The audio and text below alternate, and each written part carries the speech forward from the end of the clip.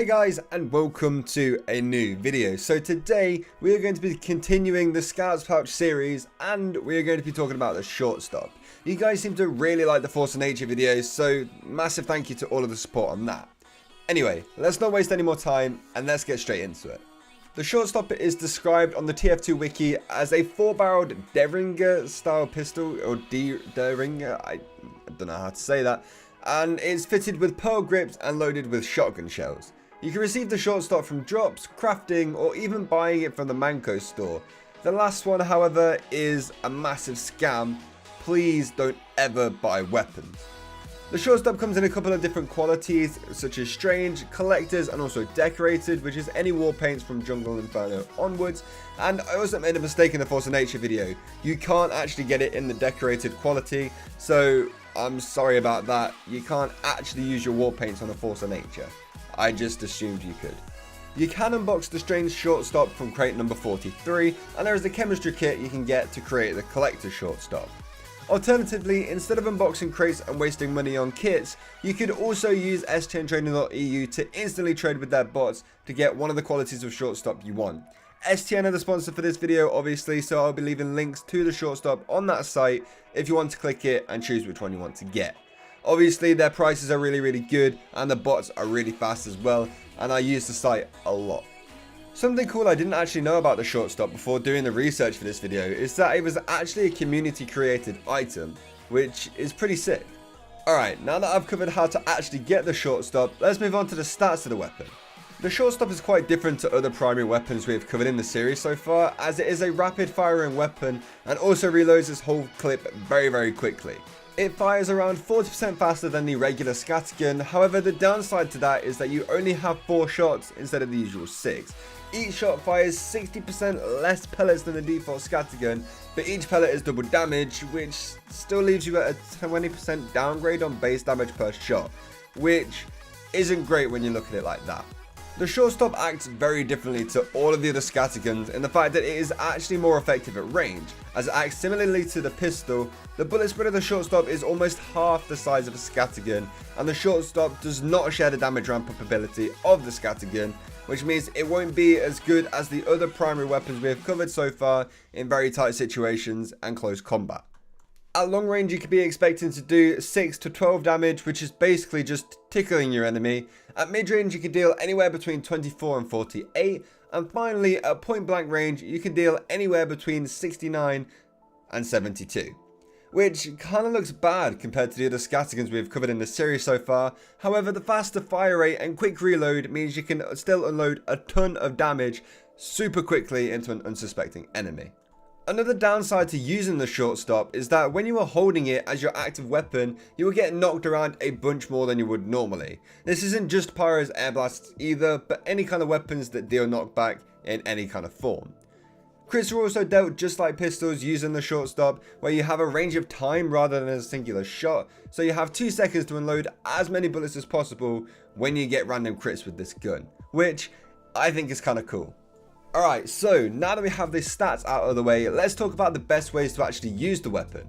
But before we dive into that, the Shortstop has another useful feature for you to use while in combat, and that is the alternative fire, which is a shove. So the shove was added to the Shortstop in the Meet Your Match update back in July of 2016. And here's me thinking it was a recent change, which kind of shows you how much I know. But the shove is not really all that great. When you right click or use your alternative fire button, you will push the enemy in front of you, which is cool if you're next to a bunch of cliffs or whatever and you push an enemy off it, but if you are swarmed by enemies, it might not help you out that much and you might just want to call it a day. It's a cool feature to mess around with, and it's a really nice little addition to the Shortstop, but it's not the most useful feature that they could have added. There is a cooldown of 1.5 seconds in between each shove before you can use the ability again, which is fine, and it's about the amount of time you'd expect anyway. And you can't shove while reloading the weapon or holding other weapons, fairly obviously, and that's more stuff we can come to expect and pretty much should be fine with.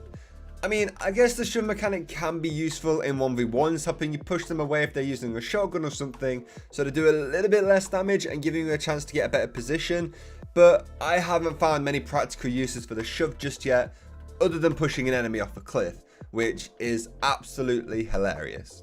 Generally, while using the shortstop, I find it's still best to try and stay close to your enemy, but be much more cautious of your ammo count, because you might start loading bullets into an enemy heavy thinking you've got just enough to kill him, and then you reach your 4th bullet, he's not dead, and he whips around and kills you. If you actually hit 4 solid meat shots on the heavy dealing like 70 damage each, he should be very, very low, but the point is, he's survived and you're dead. This is where maybe using a backup pistol would be a very good idea, or swapping out to your melee and jumping around and hitting him with it while he can't actually aim at you. All of the times I've used the shortstop, however, I have actually kind of enjoyed using it. Even though the ammo count's a little bit dodgy sometimes, I still find it very, very fun. And sometimes the extra 20% knockback you get helps you out in fights a lot more than you'd think. You can surf a rocket away much better to get health or a boosted into another position, and pyros can air blast you into the same kind of situations. So the knockback thing has been pretty good for me so far, and I haven't had too many downsides to it yet. For me, the shortstop has probably been the most difficult so far to pair with other weapons, or to think about off the top of my head what would work really well with it. The shortstop used to use ammo from your secondary slot if you had one, which would have been your pistol, but since it doesn't actually do that anymore, you could potentially pair it with any of the pistols Scout has access to.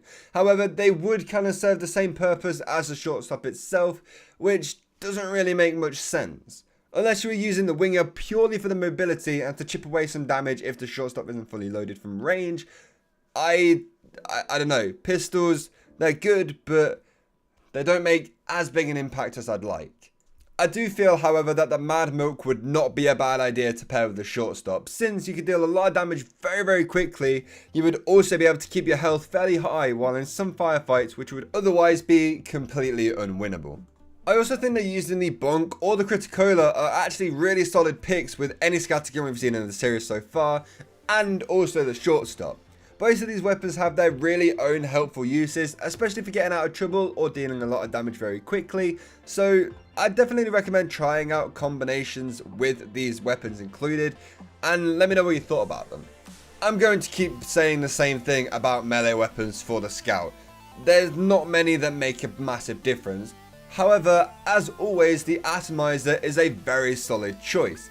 The extra mobility is a great idea while using the shortstop due to the limited amount of bullets you actually have in your clip. It doesn't make as big an impact to this loadout when paired with the shortstop as it does with the Force of Nature, but it's still quite useful. And then obviously you've got your Boston Basher or your 3-room blade to build Uber with the medics. I've actually had a lot of fun using the shortstop over the course of making this video, and while I haven't been making this video as well but just using the shortstop casually, I have had a lot of fun using it anyway. And I like trying out different primary weapons which require slightly different playstyles just to keep the game fresh. But yeah, generally the weapon is really, really good, fun to use, and it brings out a new side to Scout that I don't use that often, and I feel like I say this in every single video, because all of the Scout primaries so far have been loads of fun to play around with. So that is going to do it for the video, guys. I really hope you guys enjoyed it. I'm actually going to be trying to get a bunch of the Scouts Pouch videos out a lot quicker than they have been, since I really like making them and they seem to do quite well with you guys. A couple of things really quickly before you go. If you did end up enjoying this video, why not throw it a like and maybe even subscribe to the channel so you can see the next one sooner than everyone else. Maybe that could be useful.